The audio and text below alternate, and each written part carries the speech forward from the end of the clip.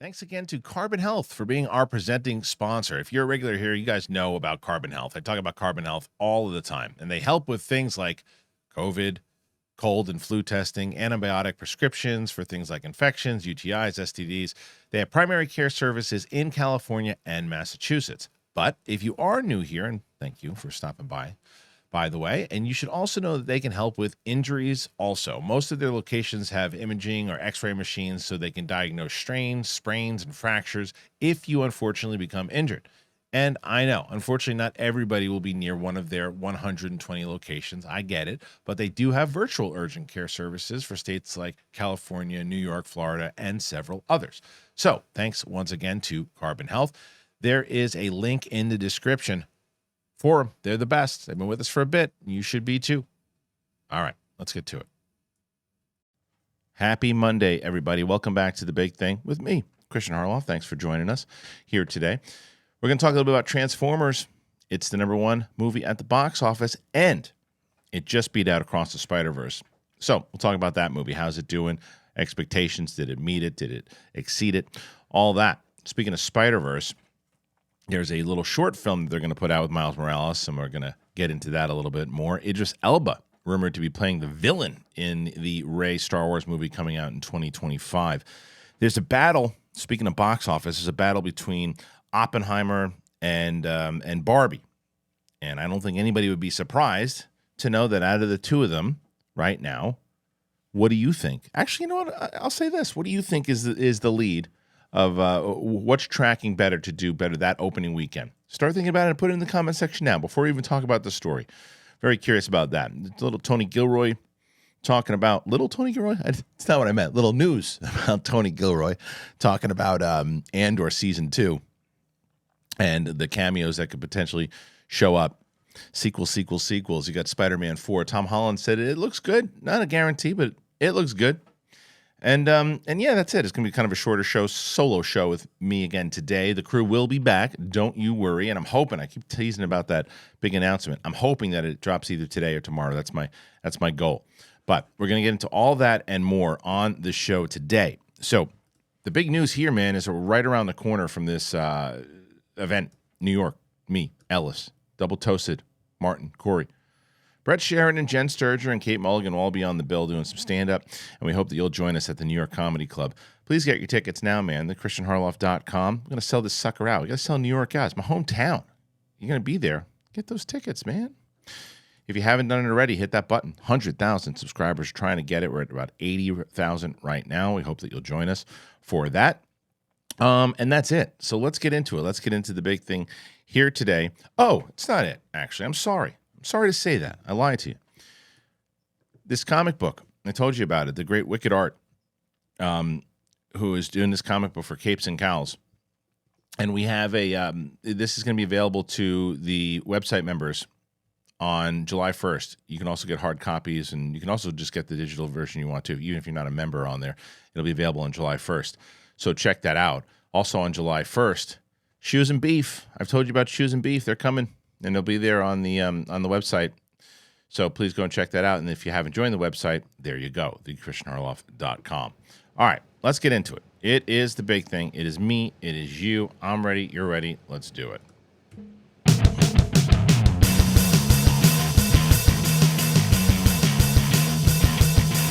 What's up, everybody? Thanks for joining me here today. I hope you had a great day. Great day? Yeah, I hope you had a great day. I hope you had a great weekend. I had a good weekend.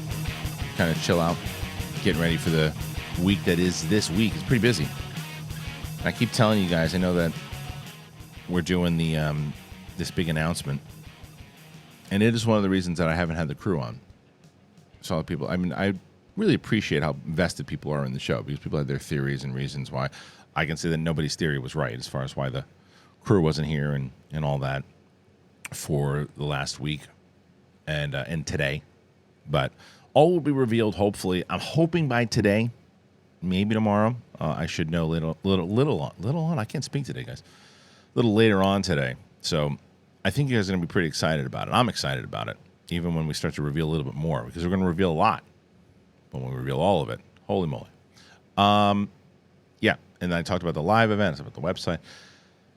It's so funny. I put out that single, and I'll tell you, this is what I really love about doing this channel now.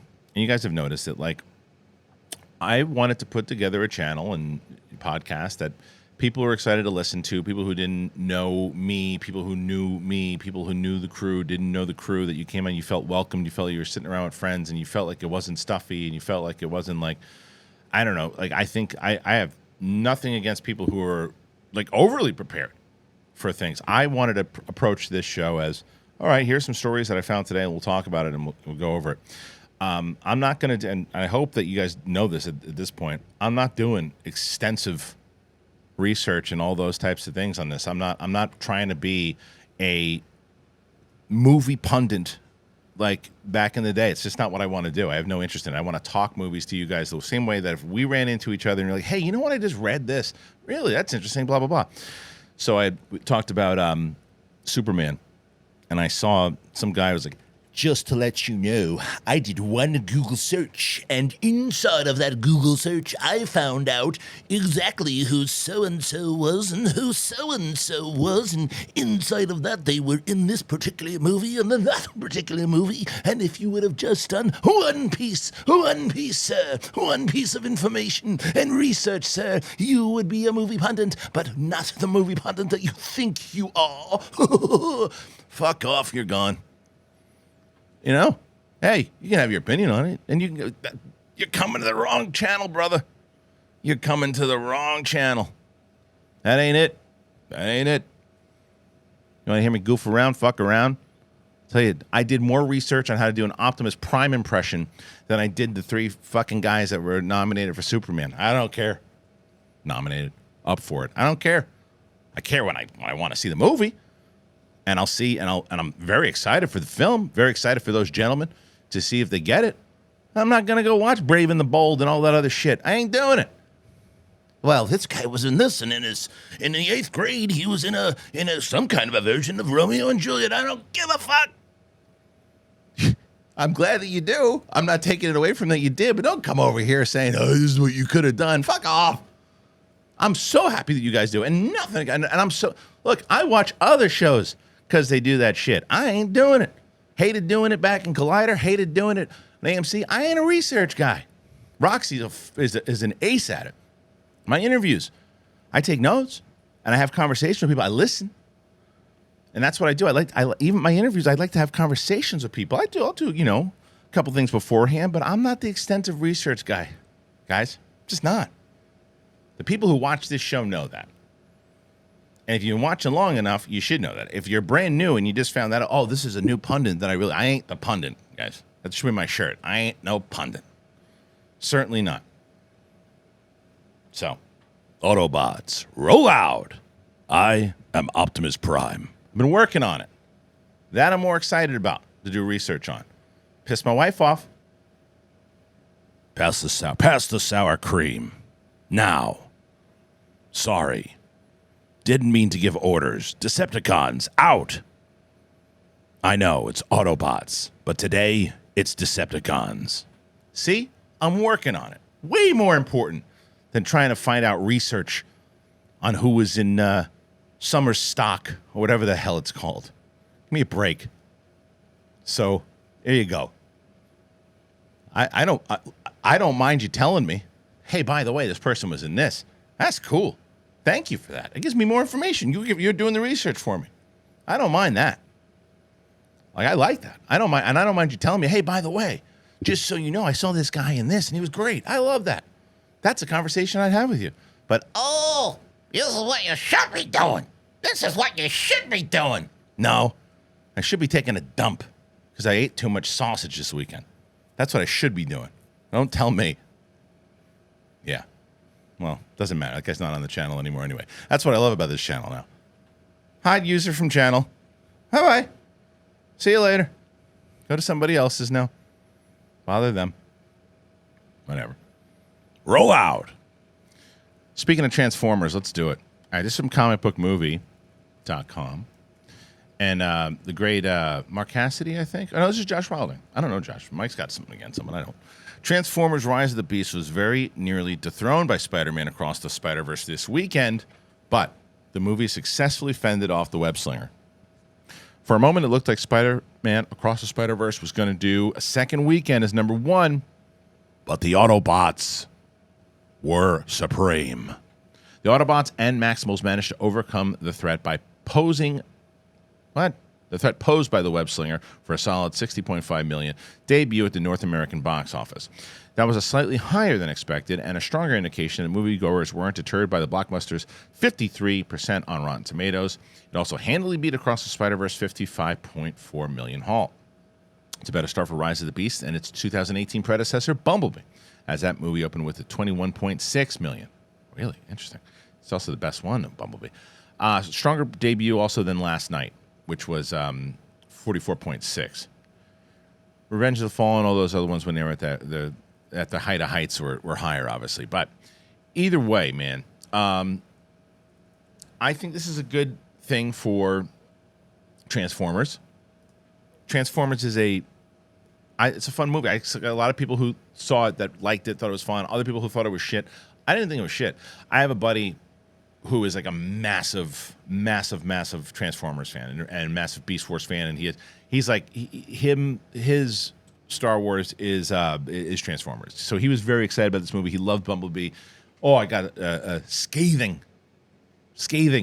Instagram DM from him. He's not a fan of the film, and he's a good buddy, and we were talking about it, and he just didn't like the way they went with it. He thought it was better than a lot of the Bayism shits that they did, but still more in that camp. And he thought that there was more.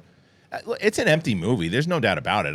I'm not going to argue with that. I had a fun time watching it, though. I think that it is a little generic at times, but I think that still the humor to me played better. And I mentioned this the other day when I was watching these movies. I wanted to have a fun time watching a big blockbuster film, and that's what I got. And I got to see the way that it panned out and played. If you're a hardcore Transformers fan, in the way, like I loved the Transformers when I was a kid. The Transformers 1986 film, still animated film, is my favorite, followed by Bumblebee at number 2, followed by this movie at 3. But I think because I was very excited for the 2007 film, I know that a lot of people like that movie. I was really let down by it because I thought that was very similar to what we talked about with Sam Raimi or Taika Waititi doing the last 2 Marvel movies they did. It became a Michael Bay movie and not a Transformers movie. The Transformers looked fantastic in that film. There's no argument there. And all of Michael Bay's movies, the action and all that, you can't argue with. The guy knows how to shoot action, and he knows. And someone told him once that he was funny at a barbecue, and they lied to his face. And he's like, "Oh, well, then I should put all that kind of humor in my movies." Terrible. And a lot of the humor just fails miserably. And I always mention Prime dancing around the house, and nobody notices that he's there, and whatever it is. So I just don't like that movie, and a lot of people do. But everyone got worse as they were released. Everyone got worse. And it started to be like, ugh, this is just terrible. And then they did, when I was inspired by the fact when they said, okay, Travis Knight's coming aboard to do the movie. I liked Kubo, and I liked his approach of what he was saying. And I remember seeing this with Ellis when we saw Bumblebee, and it opened up on Cybertron. That was one of the things my buddy wrote. He's like, "Oh, I wish they would go back to Cybertron." And they teased Unicron so much, and they didn't like. It just was kind of empty. And I understand it, but when I was seeing Bumblebee and watching that opening, I remember us looking at each other. Where was this? This was the movie. Imagine this would have opened up in 2007. If Bumblebee would have been the first movie they would have done, very different franchise. I know that Roke is a big Transformers fan, and he wrote something that I disagree with, and I would love to debate it with him at one point. He said, "Oh, maybe it's time to bring Michael Bay back because his movies opened up bigger." He caused the decline. Every single movie, the reason Bumblebee didn't do as well as it did is because of the decline of the Michael Bay movies, because people were, and it was also not called Transformers. This one opened up bigger than Michael Bay's last one because people were done with it, and it's just a different time now, movie-wise, as far as theaters and going to the cinema. But because there's a lot of these other movies that are coming out in this month. But I think them opening up and how they did and being number one, they're not going to stay number one. Obviously, you got Flash coming out, and then Indiana Jones right around the corner. That's an interesting one, too, by the way. I don't know if you guys noticed this. They started screening Indiana Jones outside of the outside of the can circle, you know, and they had what is it? Regular critics, I guess. And people are coming, and fan screenings too, I think. And people are coming back saying they had a lot of fun with it and liked it, and it recaptured the old magic. So I'm getting a little more hopeful. Fingers crossed. I know someone who saw it, and I said, "Is it better than Crystal Skull? I mean, give me that." They said, "Oh my gosh, you should have called this movie Atonement," is what the person said. I said, "Oh, okay. Got my hopes up. I'm on the same page with this person that was telling me." So I'm like, okay. So I'm excited to see, but it also, I wonder how, let me check how much Transformers did on worldwide again, because that's a very interesting thing. It usually does pretty well overseas, I assume, right? So let's see. It did so far. Oh, it did only how much did it do so far? 79 worldwide. What does that say? Oh, I don't know. Okay, 79 overall. It only did 18 million international so far. Maybe it didn't open in a lot of markets. That's not too big. But anyway, good for Transformers. We'll be back. Good. I'm happy to hear it, Prime. Excited to hear it. I think that you guys should be back. All right, next story. Now we're talking about Spider-Verse and how well that movie's doing, and people are, I mean, Winston and Coy had brought it up, and they weren't the only ones about potential Best Picture. I think it's crazy. I don't think there's any chance. Not that it shouldn't be. I just don't think in any world are they going to nominate it for Best Picture, but we'll see. But that's not what this story's about. Spider-Man Across the Spider-Verse overtook its predecessor at the box office this weekend with a $390 million global haul so far. This is Sony's highest grossing animated release in history. Now, there's a new short film called The Spider Within, set within the same universe as the films, and it just premiered at the Annecy International Film Festival and Market in France. According to the Wrap, the horror-centered short follows Miles Morales as he seems to feel the pressure of his life as Spider-Man that results in a trip through his subconsciousness. The short itself hails from Jarrell Dampier, who was part of Sony Pictures' ImageWorks Lens program, giving filmmakers from underrepresented groups the chance to tell more stories in the Sony animation world. Dampier uses his own struggles with mental health, sleep paralysis, anxiety, panic attacks to inform the character's mental state. This is what he says. A lot of people who are fans of Miles, if I tell them my short's about Miles being anxious, having a panic attack, most people who have been around a while, well, that seems like something that would happen to Miles. He just seems like that kind of kid. He does. But we've never been able to have that slice of life moment because the movies are so big and excellent and breathtaking. I think horror is just one of those great down-on-the-street levels genres that you can just use to get intimate and find out what really makes this character tick, what makes him scared, and what they're going to do to get through it. I love that. Asked when the public's going to be able to see it, he said, "I don't know. I really don't know." I hope we get to see it soon. I think the answer to that is maybe when they get to the Blu-ray, put it on the Blu-ray. I don't know. Where does it fit in the canon, right? I don't want to spoil anything from the movie, but where does it fit? Does it fit in between 2 and 3? Does it fit before 2? Does it fit after 3? I mean, where does it fit? So I think that's probably an answer of when you're going to see it. If it fits after 2, or even somewhere during 2, then you could probably put it on the Blu-ray. Maybe. It'd be interesting to find out, though. Tell you what's interesting. Father's Day. I'm gonna be here doing my thing. My family's actually going out of town. That sucks. But no, I get it. It was the thing that had to happen. But you know what I'm going to do? I'm going to shave my balls. That's right. I am. I'll tell you why. Because it's Father's Day, man. You got to feel good. And you haven't gotten your dad anything yet, have you? Nope, you haven't. You know you haven't. And you're like, what am I going to do? Well, today, I'm telling you, sponsoring the show is MANSCAPED. You and I both know your dad, he needs some serious grooming in his life. Come on. Especially the old timers, man. They don't know. They get to a place like, I don't got to do this. Talk to him about it. Get your dad that Performance Package 4.0. He's going to thank you. It's a win-win situation for not only your dad, but everyone in your family. Whether it's your mom, your dad, anybody. Your dad's going to be walking around, skipping around. He's going to feel like a brand new dude. Go to manscaped.com. Use that code BIGTHING. 20% off and free shipping. It's amazing. I love it. I use it all the time, man. I'm not even kidding. I love it. It's so good. Manscaped's the only men's brand dedicated to below-the-waist grooming and perfected their game with that Lawnmower 4.0. It is next level. It's next level. I'll be honest, I have two of them. I have one of them for actual for my balls. I got other ones. I got the other one for like everything else that I need. I've cut my hair with one. Not the same. I don't use both for the same purpose, but you know what I'm saying. They also have a great beard trimmer too. But you're going to ask me, how is the Lawnmower 4.0 different from the other ones? It's an upgraded trimmer. It includes a multi-function on-off switch that can engage a travel lock, which is an amazing feature. It gives you the ability to turn the 4000K LED spotlight on and off when you need a more precise shave. It's awesome. You want to go in the dark, shave your balls in the forest if you have to. You'll be able to see it. They have tons of products, whether it's cologne, crop mops, ball wipes, crop reviver, ball toner, crop preserver, all of it. It's amazing. Get your dad. You know that he will use it. You have to get it. 20% off, free shipping at manscaped.com. Use that code BIGTHING. Don't forget, you know what? You came from your dad's balls. That's where you were.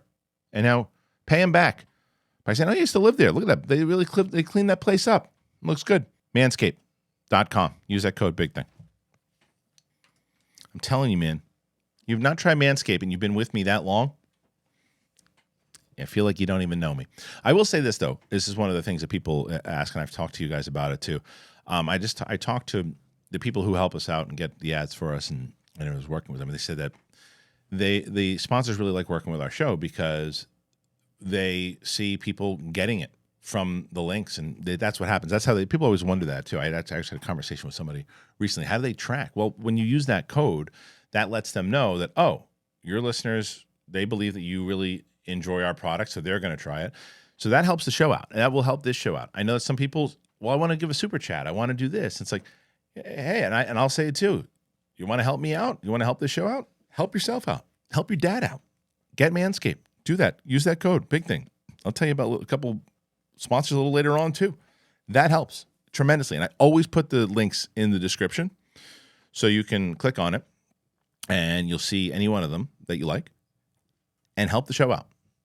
It really, really helps. All right, let's move on.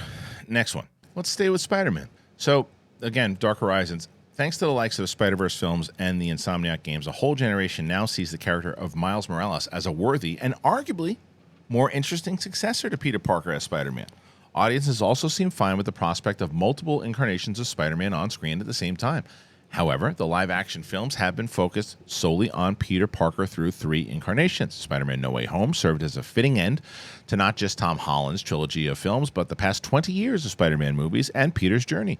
At the end of that film, the template is effectively reset, with Holland now out there serving alone as Spider-Man. Last week, Spider-Verse producer Amy Pascal confirmed that Miles Morales movie is in the works and a 4th Spider-Man with Holland is on the way. Holland has also been out there promoting his new Apple series, The Crowded Room, and revealed he's taking a year break from filming anything. Not to mention the writer's strike has stalled any further development on a 4th Spider-Man film for now. In a new interview with Inverse, Holland teased there's some stuff going on with the untitled Spider-Man 4 that he's excited about, but he also says, whether or not it'll come to fruition, who knows? But right now, it's looking pretty good, and we'll just have to wait to see. He was also excited about sharing the screen with Miles Morales, and he's excited to see Miles make that leap. I would be honored to bring Miles Morales into the live-action world, Holland says. How we do that, I don't know, but given the opportunity, I'd jump at it. Miles Morales looking highly to come into play in the live-action form. The question now stands of whether the character will make his debut in his own film that Pascal teased, or if he'll appear in a 4th Spider-Man along Holland. Neither of those projects has a production date, let alone a release date at this time. Okay, so there's no world where they don't make a Spider-Man 4 with Tom Holland. There's too much money in it, and MCU needs it, so they'll figure out a way to do it. It's going to happen. When? We don't know. If it happens, could it happen after? You know, I think that the good news is that if you see No Way Home, at the end of it, as they mentioned, he's kind of on his own. People don't know who he is, and he's just kind of starting his own life. What I actually think would be more intriguing is by the time you get to it and Holland has a few more years on him, and it's like, he's Spider-Man now. He ain't Spider-Boy. You know, he was still Spider-Boy, even though we called him Spider-Man, but he was still a teenage kid. To see him as actual Spider-Man years later, and he's been living like that, it's not just a year after it, it's like 5-6 years afterwards or even more. I find that a little bit more interesting, to be completely honest with you. So I don't think there is necessarily a rush. I mean, Kevin Feige and those guys could tell you otherwise, depending on how they want to play it out and how it's going to play into Secret Wars and if he's going to be in Secret Wars and all that. And I don't know. I have no idea. It's something I'd like to definitely talk to Winston and Coy about for this Friday show. We'll get into that a little bit more because that's curious. Now, as far as the Miles Morales of it all, yeah, I mean, they'd be morons not to put Miles Morales in a live action film at this point, especially because what they can do is make it all canon, make their movies all canon, because they've already set up these two movies, these really, really successful films, with a third one that's probably going to blow the roof off the door. Roof off the door? Yeah, they'll blow the roof right off that door. Going to blow the roof off the place. Shut up. I'm trying. But they're going to blow the roof off the place. And if I have like 1,000 thoughts going through my mind right now. I think it's 'cause I had 2 cups of coffee right before I did this. And it's like I have the energy right now, but my mind is not catching up to all my thoughts. So it's like, hey, relax, calm down.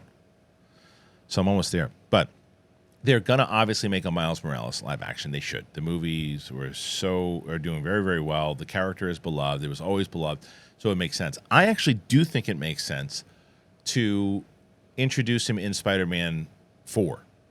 I think there's a good way to do that. He makes a reveal. He's this big, huge, in wrestling terms, pop. Crowd goes nuts when he shows up. You introduce him, and he fights with Spider-Man, and then it's like Holland's passing the torch. And from then on in, it's just Miles Morales after that. And he just takes over. He takes the mantle, and that's your Spider-Man from all the Spider-Verse movies and the live action, and Peter Parker can hang it up or after. And that's Holland's swan song as he shares the screen. Miles Morales at the end of it, he comes in and helps him out, and that's almost like your moment that you had that big moment. I think that's kind of what he was talking about. I bet you that's what he was talking about, because inside of that interview, he said that he wanted to make sure that they had that big kind of no way home moment. Like, how are you going to do that? How are you going to top that kind of magic that No Way Home did? I think this is how you do it. I think you do it with, he needs help, and in order to, he's been fighting these side missions. And he finally does it. He's doing this thing, and then here comes Miles Morales to help him out on one thing. The flip side of it is, and this is something that even hearing myself say it is something that I really like to see.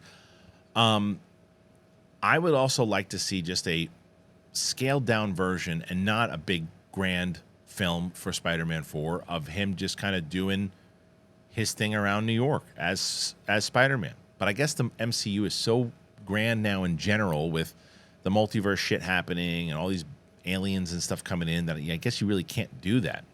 But it would be interesting to then play into 5, but then you're looking at 6 years before you put these guys together. But I will say that I think Marvel needs this. Marvel and the MCU needs this, because they have exciting pockets again, right? There are a few that it's like, okay, yeah, I'm kind of looking forward to the movie. I don't know, that was kind of disappointing. I don't know. I hope that's good. That wasn't very good. Sony has gotten the excitement for Miles on screen for sure. Lord and Miller just did an amazing job with that. And Holland's been beloved as Spider-Man for all 3 of his movies. So I think that makes a lot of sense. Guardians kind of hung it all up, so you don't really have any of the old guard really left. You got Doctor Strange, but what the hell's he doing? Charlize Theron said they haven't even reached out to her yet about what's going on. Yeah. And the other thing is, speaking of Sam Raimi, they did say that Raimi is looking. They're looking at Raimi. This is something I heard, and Coy and I were talking about for Secret Wars. I don't think it's a good move. I don't think it's a good move at all. I really don't. I think it. I understand Doctor Strange 2. You want to make it a Sam Raimi movie and give that kind of crazy tone, and every Sam Raimi fan that I know love Doctor Strange 2. Every Sam Raimi fan, because it was made for Sam Raimi fans. I think it's a bad move to make that movie for Sam Raimi fans, because Sam Raimi makes Sam Raimi movies, as he should. He's earned it. It's him. It's Sam Raimi. He's a legendary director, and he's fantastic, but not everybody loves Sam Raimi movies. I think they're all right. Some of them are real good. I like Sam Raimi stuff like For Love of the Game, and other things. Like there's a lot of. I mean, Spider-Man 2 is a good movie. We just watched it recently, and he did a lot of great things for Spider-Man. I like what he did for the Spider-Man movies, and now how they play into the overall lore, it really it fits in. It fits in well. There's no doubt about it. You should watch our rewatches that we did with Coy and Winston. Those were fun. Those were really fun. We did those. Anyway, so I think we'll see a Spider-Man 4. When? I don't know. Very curious to hear what you guys think. What do you think? You're going to see it sooner, later, not at all? Go ahead and comment and tell me what you think. All right, let's talk about this one. I know you guys want to hear me talk about this one, and I want to talk about this one. This is from Mark Cassidy over at comicbookmovie.com, who says there are not a lot of details yet, but they have a reliable source that is claiming, or they heard from a reliable source, that Idris Elba is in line to play the villain in the Rey-focused Star Wars movie. All right, we know that Daisy Ridley is coming back to do a movie with Charmin Oba-Chinoy's untitled Star Wars movie. It's going to be 15 years after the events of Rise of Skywalker. They haven't had a lot of details on the movie yet, but apparently from at My Time to Shine Hello, who has been reputable in the past, with scoops, Thor Ragnarok and Luther star Idris Elba is being eyed for the villain of the piece. Whether this means he's actually in talks or just who Lucasfilm is interested in is not clear. Elba has been part of several major franchises, including MCU and Star Trek, over the years, so it was probably only a matter of time before he went to the galaxy far, far away. Story's under wraps, but we do know that Rey is a powerful master Jedi running her own training academy when we catch up with her, and Lucasfilm Kathleen Kennedy has described the timeline the movie takes place as the New Jedi Order era. There were also 2 more movies that were confirmed during the celebration time, but will Idris Elba be the villain is what we are discussing now. Who the hell would want to see Idris Elba in this movie? And as a villain, you ever see The Wire? Come on. The guy's very versatile, could do a lot of different things. I'd love to see him. Love to see him in this. And it's also, it's harder to say, like, oh, yeah, it'd be perfect. You know he's going to be a good actor and whatever it is. I don't know what the hell they're going to do it. I like that if they actually focus on it and don't do the thing that they did with the new trilogy, which is, oh, yeah, there's going to be a lot of Jedi. There's going to be, and there's 2 again. The same freaking thing that happened in the whole point was that Luke was going to restore the Jedi Order. Oh, he did, but then Kylo did the same thing Vader did and hunted everybody down, and there's a Death Star. And let's make it new. Let's do kind of what, I mean, Ahsoka seems to be doing that kind of thing and playing in the familiar but different. And I'm hoping that that's what they're going to do here. Like, this is now 15 years later. It's the new Jedi Order. And now, was he someone who had the Force, learned how to use the Force, trained himself? Like, one of the things I always thought was interesting, that if you went into these, whether it was the novels, and I think it was some of these encyclopedia things that they did during that time period, what Kylo Ren would do is that he would hunt down these relics. And I know that that's what he did in Rise of Skywalker. Yeah, but they didn't really explain it. Like, he was like like Mike Tyson. Where are you going, Mike Tyson? Hold on. Mike Tyson was a major student of the boxing game. He used to watch Jack Dempsey, Rocky Marciano, Joe Louis. He used to watch all these guys. Like, he would study their films, and that was his movies. Were those guys and the old school, and that's just 3 out of many. Sugar Ray Robinson. You know, he would watch everybody.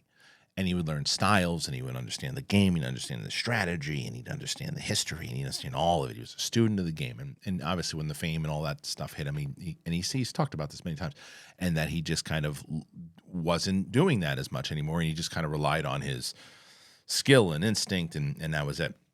But when he was a student of the game and he was paying attention to all of it and really looking deep into it, that was when he was most dangerous.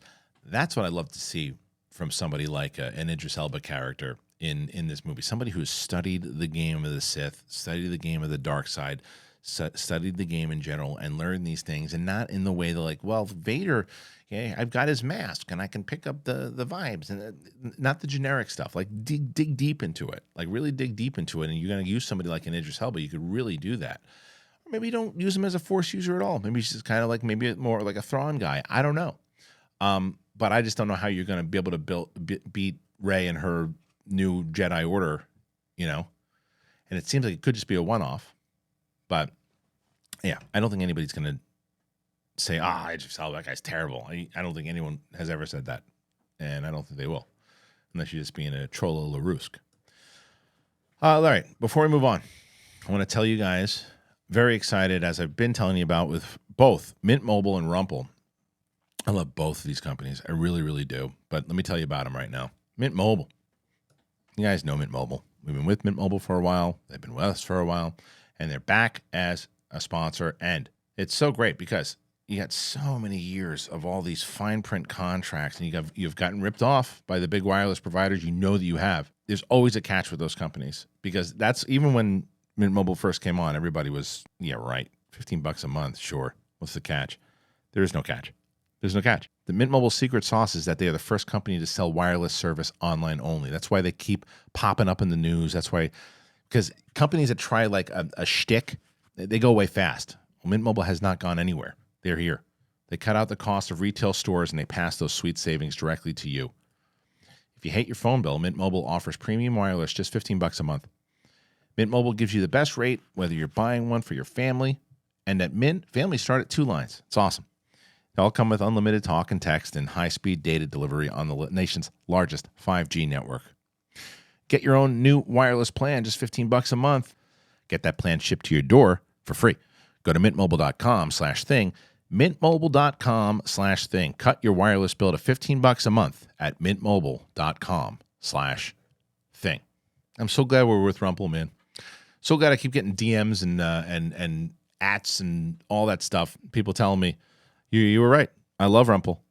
And somebody said, I got one to help out the show, but I didn't realize I'm probably going to buy more because I love them. And if it wasn't for you and your show, it was just trying to help your stupid ass out, I wouldn't have done it. I'm glad that I did, and I'm glad they did. RUMPL's on a mission to introduce the world to better blankets. They're made with durable, sustainable materials, and they're built to last.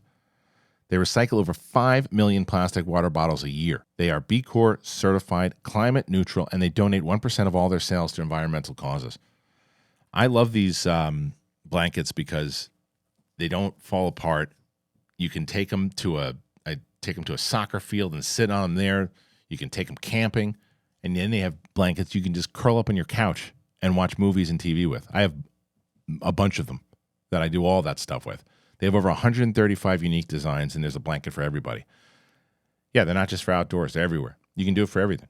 It's great. You just want to you got an outside area, you want to curl up and just look at the stars. Do that. No, I just want to watch TV. Do that. It's the best. They have cozy hemp, fleece, Sherpas, everything. Now, go to rumple.com/thebigthing. Use that code THEBIGTHING at checkout, and you get 10% off your first order.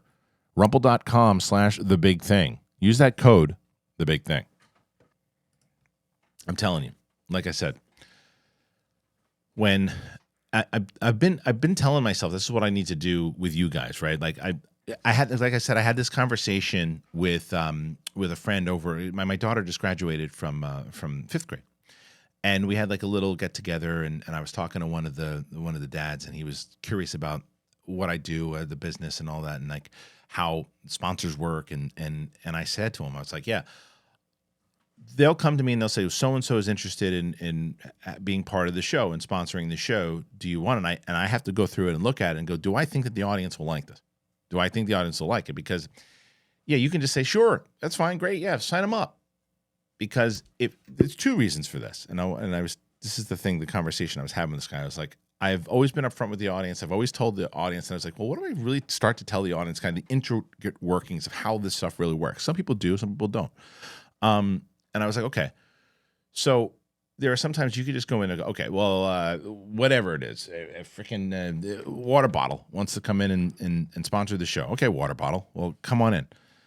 Nobody likes the water bottle. Nobody wants the water bottle. And I don't think anybody's going to like the water bottle. And they're like, well, nobody bought the water bottle. Nobody cared about it. They're not coming back. I'm like, yeah, I get it. And it's like, and it also looks like nobody really wants to purchase stuff on your show, and sponsors see that. So you have to say, well, what stuff do I think the audience is going to like? I'm telling you, try this RUMPL blanket. Definitely try Mint Mobile. And please let me know if you do, because that helps also. And honestly, they tell me too, because they see the link. It helps out. It helps out. So if you can do it and you want to help yourself out, click those links. It's in there. All right. Let's get to 1 or 2 more stories. Maybe end it with this one. I don't know. All right. I asked this question up top. So Barbie and Oppenheimer come out the same weekend, right? Same weekend, same day. And I said, all right, well, which one do you guys think is the one that is tracking to do better that weekend. And I said, well, that just makes sense, obviously. But I don't know, maybe people don't think that. But we're 6 weeks out from the biggest showdown of the summer box office period, and that's Oppenheimer versus Barbie. This is Dark Horizons. Over a year, both films have been scheduled for release on the same day, which is July 21st. The online sphere has been playing up an imagined rivalry between the pair, with countless memes and TV shirts printing having fun with it.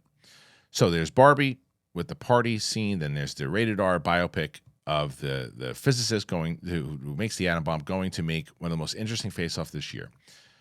So there is the Quorum, which is a website dedicated to long lead pre-release film tracking, created by the former head of research for nearly 20 years at agency UTA.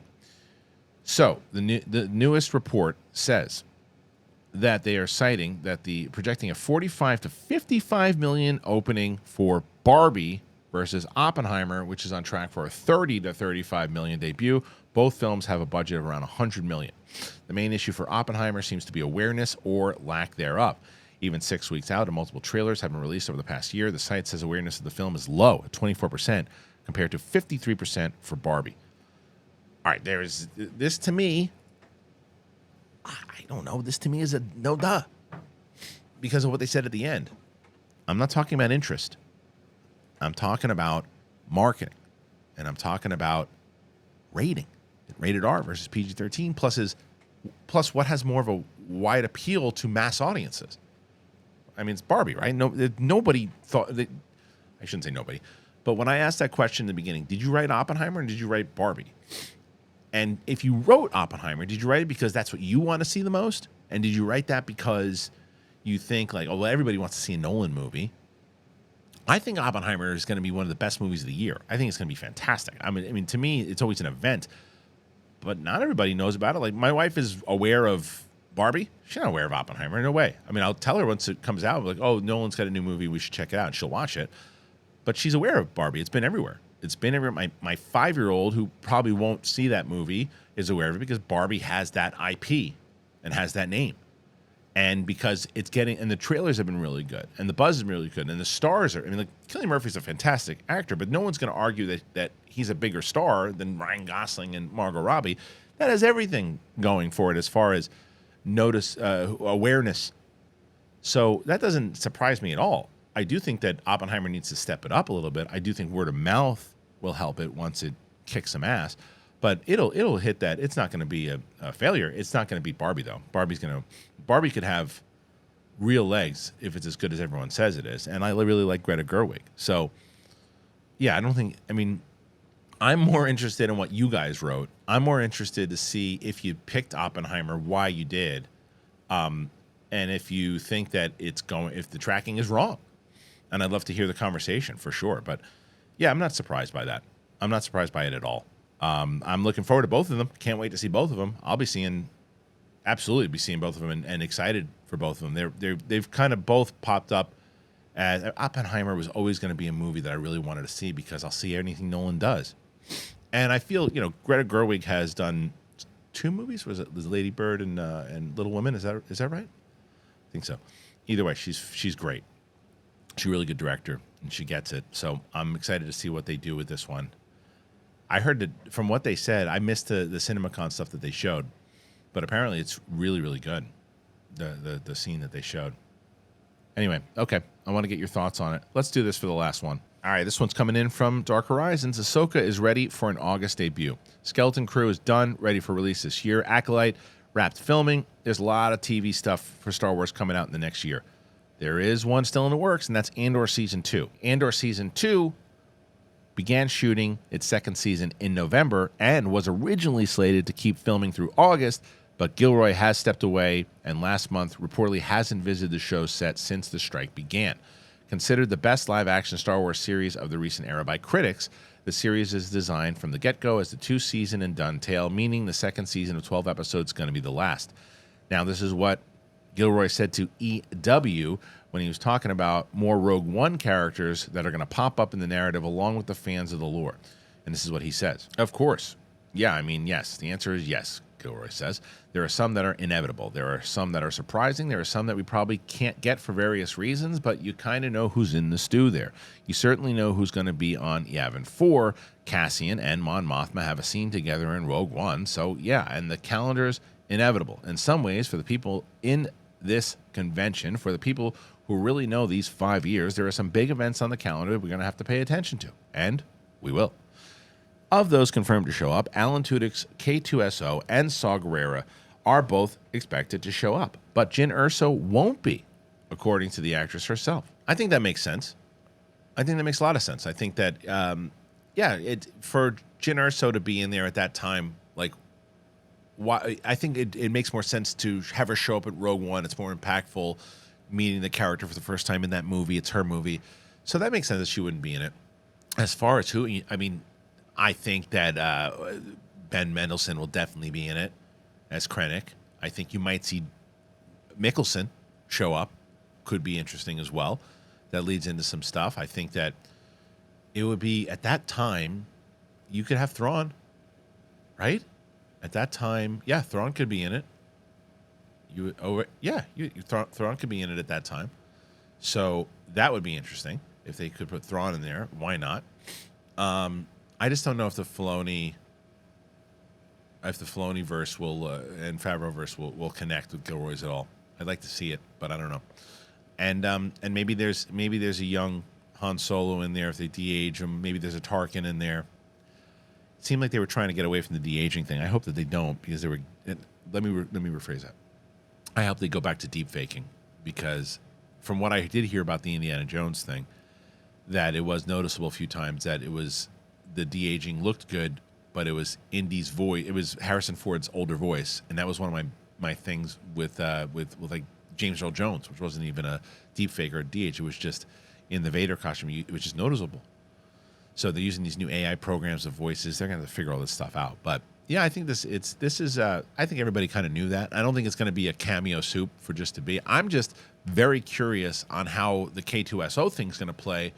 Because if you've seen my take on this and we did this whole thing with Brett, this film treatment series that we did that nobody watched, but we did it, and it was, and you should watch it because it's really funny. But either way, Brett did this whole thing where he talked about his concern with canon, and they announced that all these things in 2012 would connect to all of the books and the comics and the video games and the shows and all that. But then they kind of said, well, sometimes it will and sometimes it won't. We want you to buy it, but don't be surprised if it doesn't really connect. And so they did a Cassian Andor comic book where they showed you how K2SO and Andor met. But if Tony Gilroy doesn't want to do that, well, then it's probably not going to be canon. However, they could start the show out, and he's already with K2SO. And if that's the case, then they were paying attention to it, and they said, okay, yeah, that's how they met. But we just didn't show it. Or they could reference it, or I don't know. It'd be interesting to see how they're going to do it, if they're going to show them meet at all. There's nothing that says that they have to show how they met. They could just be working together. It could be a very interesting reveal if the first scene is you see Cassian and he's already with K2SO. And you don't see him link up with them. I think some people go, I'm disappointed. I want to see how they met. And then in the interviews, they go, well, you can see how they met. There's a comic book that shows how they met. We wanted to tell the story of how they're already working together. I would respect that decision and say, okay, so maybe there is value to that canon stuff. If they do a whole new scene with it, it's going to be interesting. I'm probably one of the few people that is really paying attention to that to see how they're going to do it, but it's just like I've had my relationship with the canon side of it where I used to read everything and all of that because I was like, oh, it all connects, and they were like, nah, kind of. All right, I think that's it, guys. I think that's it for today. I want to thank you for joining me here today. I've been putting everything up on Spotify pretty quick, but I really hope you're going to be there in New York. We're going to be there June 23rd. We hope that you're going to be there with us. What a crew. It's going to be a lot of fun. thekristianharloff.com. And if you haven't joined the site, please join that site. Not only do we these kind of sign-up sessions where you can have 30 minutes with me a month, but now we have this session where you can sign up with the crew. You don't even know who you're going to get. It's going to be these random, it could be anybody. It could be Brett, it could be Steph, it could be anybody. It's kind of it's a little grab bag. It's fun. Shoes and Beef coming on July 1st, man. And then the comic book by the Great Wicked Art also hitting on July 1st. So go and check that out if you haven't joined us. Another way to support the show if you're able to do it. All right. It's a fun one today. I had a good time. Hope you had a good time. We'll see you on the flip side. Peace out, everybody. Comment, like, all that helps out tremendously. Peace. Yeah, man.